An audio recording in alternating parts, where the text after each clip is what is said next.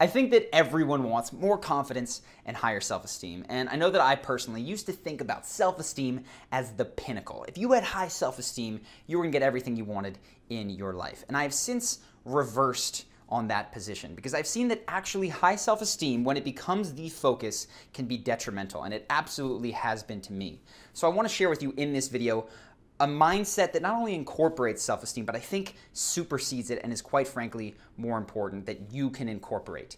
In order to get there, I kind of have to talk about what self-esteem is and how it differs from regular confidence. So in order to do this, think of a scenario where you are approaching someone. Now, this can be someone that you're interested in romantically. It could simply be you're standing at a party, there's somebody next to you, you'd like to talk to them, but that moment of anxiety kicks in.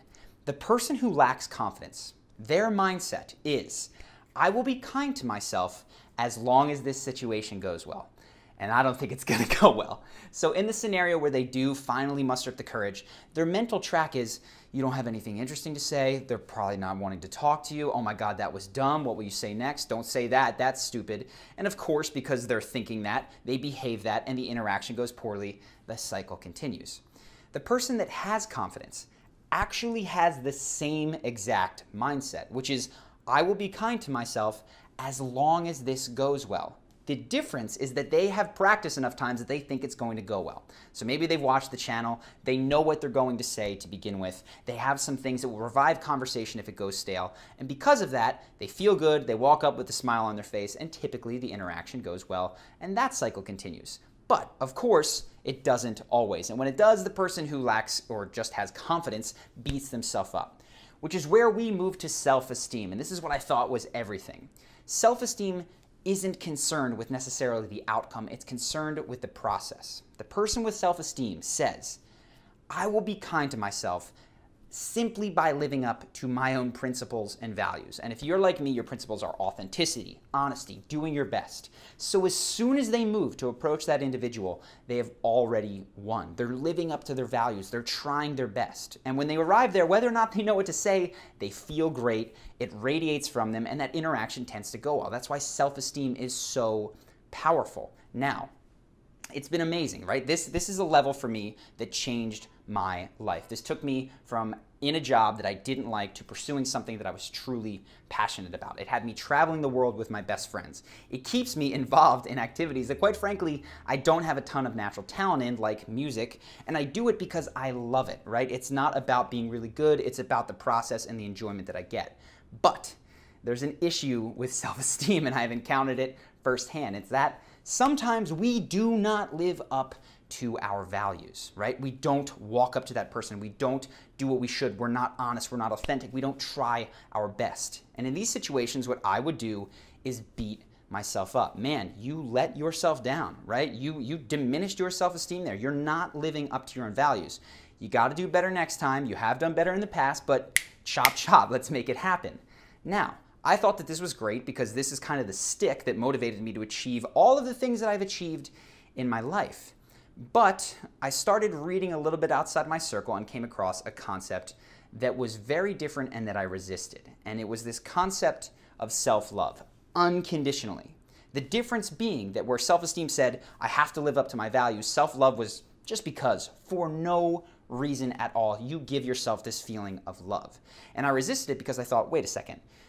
All of the things that I've done in my life, I did because I was nervous that if I didn't do it, I was kind of going to have to beat myself up, right? I needed that punishment in order to drive action. We all know that pain is probably the biggest motivator to change. So if I'm just heaping self-love on myself, maybe I won't approach that person. Maybe I won't move to the next level. Maybe I'll just sit and stagnate and heap self-love on myself and feel great, but accomplish and do nothing, give nothing back to the world. That was what I feared, but I said, okay, I'm going to experiment with it. If that's where I do wind up, I can always switch back. And I have to say, it was amazing how things changed. Far from blocking me from growth, I actually experienced a deeper level of honesty, of authenticity, of trying my best. And I want to give you some, for instance, examples because it's not exactly intuitive. So as I started being more self-loving, if you will, what I realized is that there are certainly scenarios in which I don't do that approach thing that we discussed earlier. Now, to give myself credit. I do it probably more than 99.99% of people on the planet. I'm very outgoing, I'm very friendly. When I see someone that I'm interested in, I oftentimes do that. But there are certainly times when I don't. And what I realized is that because I pin my self-esteem and I ride on that of doing what I know I should, when I don't do it, which is inevitable, I sometimes hide the reason from myself. So for instance, I was in the gym, Sam Harris, who is a guy, if you don't know him, he's an intellectual, I look up to him, was walking down the stairs. And rather than say anything, hey Sam, I like your book, hey Sam, I've got this channel, would you like to participate, anything, hey, I kept quiet. And as I did that, I kind of just justified it in my head, which is, you know, I'm not a super fan of his, and he is busy, he's got his headphones in or whatever, like, didn't want to do it. As I came back to a place of self-love, what I first realized was, one, in that moment, of course, if I was in a self-loving place, I would have just said, hey man, totally random, know you're busy, I love your book, it's amazing, and let him go on with his day. Or maybe I would have said, by the way, I have this channel, we're doing a breakdown, would you like to participate? Who knows? But I would have been more authentic and more honest. And that happens in many other situations. Another thing that I noticed about myself as I started this self-love that didn't occur to me when I was just on this level of self-esteem is that I have pervasive validation-seeking behaviors, and they're subtle, but they're there. So for instance, I noticed I was out in a public place, I was talking, cracking jokes, and I'll perhaps crack a joke with a dark sense of humor. And some of the people will laugh, but there'll be one person who doesn't. And what I've noticed as I come from a place of self-love and self-acceptance is that I have a tendency to focus on that person rather than the other people who are laughing. Meaning that I will spend more time almost trying to win that person over, to show them that I'm a good guy, rather than just hanging out with the people that I click with, that I enjoy with, that like my sense of humor. And I'm not saying this person is necessarily a killjoy, but I will just be subtly drawn to them so that the people in the room can have a high opinion of me. And this didn't occur to me, this is important, at the level of self-esteem. And I think the reason is because I pinned my self-esteem on authenticity and honesty. When there was little breaches of that, I could correct them. But this is a pervasive, big breach that invades and creeps into so many of my interactions in tiny little ways. And to accept that on a fundamental level there's an inauthenticity would crush my self-esteem. That is not living up to my value.